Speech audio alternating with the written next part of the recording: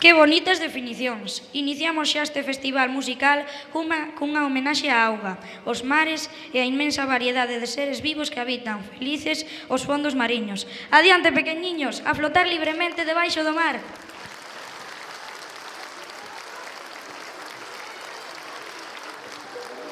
Escúchame, ese mundo está muy mal. La vida bajo el mar es mucho mejor que el mundo de allá arriba. ¿Tú crees que en otros lados las algas más verdes son? Y sueños con ir arriba, qué gran equivocación. ¿No ves que tu propio mundo no tiene comparación? ¿Qué puede haber allá afuera que causa tal emoción?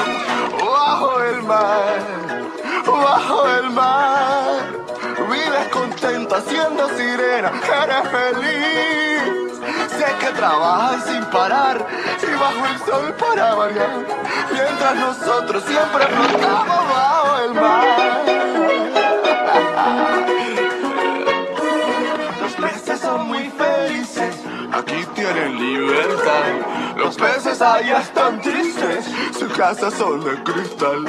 La vida de nuestros peces muy larga no suele ser.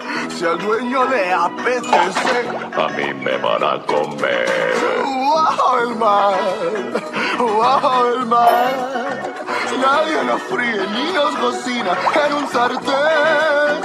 Si no te quieres arriesgar, bajo el mar te quedarás. Y sin problemas entre burbujas tú vivirás. Bajo el mar, hay siempre ritmo en nuestro mundo al natural. La magarra ya tocará, el esturión se unirá. Siempre hay ritmo, ritmo marino bajo el mar. Oye la flauta, oye el arpa y al contrabajo, ponle atención, verás las trompetas y el tambor, disfruta de tu canción. Sí, con la marimba y el violín, las truchas volteando, el otro cantando, sin olvidarnos del espadín, que empiece la fusión.